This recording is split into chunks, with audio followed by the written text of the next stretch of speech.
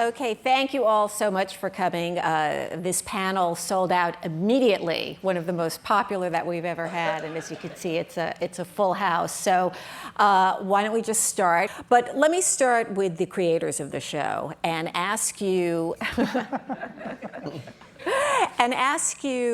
where the show is now. How much has that changed from your original vision? I think structurally, I anticipated it being a little bit more procedural. I think we've been fortunate in being able to explore the characters as deeply as we have. It's always been about Alicia and Alicia's journey. The other thing I think that probably changes is the ensemble has created.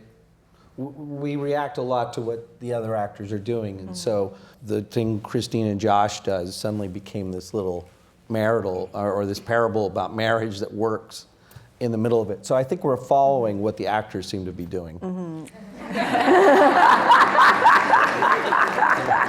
How are you seeing the evolution of the character? In the first season, you see this woman, the whole setup of the show, when she slaps her husband after the whole humiliating press conference, is a slap, really, she's waking herself up. And to what being a modern woman is. And I really find this path of Alicia so interesting because the people she's meeting along her path are forming who she is.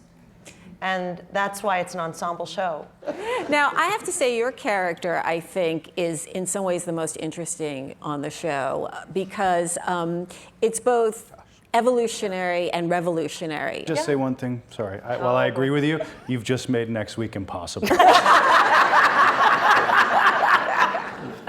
Well, actually, I just want to stay on this issue of women on television. I think there's really a golden age right now that is even comparable to the 1950s. When you look back, you had a lot of, the greatest actors who were willing to go on television at that time. I've been watching the Twilight Zone marathon, just in case. And you had all these fantastic directors who were also in. And now, more so on cable, although I think your show really stands out on network television for that. There's all of these fantastic actresses over 40, which cannot get roles in films or who cannot get roles in films, and there are this whole slate of wonderful shows on television. I think Juliana is like doing the greatest work of her career, and like you see her every week, and she gets to go so deep. Where would you do that on film? And you might do it on film, and you'd be lucky if your film lasted 2 weeks in a movie theater. Right. The difficulty is Meryl, about drama moving away from features and into TV, because you could count on one hand the number of dramas that you were attracted to this year in movies. Because there aren't enough women in them. Yeah. Is your sense that this show is treated any differently just in terms of the freedom that you have or the way it seems also somewhat more collaborative, if I'm not mistaken, even with the actors in it in terms of discussing characters and storylines? Is that unusual, or did you also have that in your other series you've been on?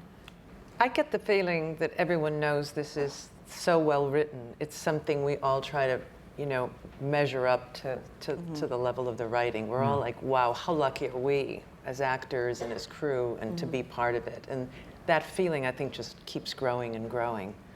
Since we could actually come together every week and work on something that clearly people are responding to as really, everybody here will say, just people come up and say, we're so grateful. It's the only thing I watch. I never watch television, but I watch this show. I'm so grateful to have such a, to watch something so well written, and the characters are so complex. The women are so complex. Women respond tremendously to seeing female characters who are that multi-layered. So, I've never experienced anything like that. No.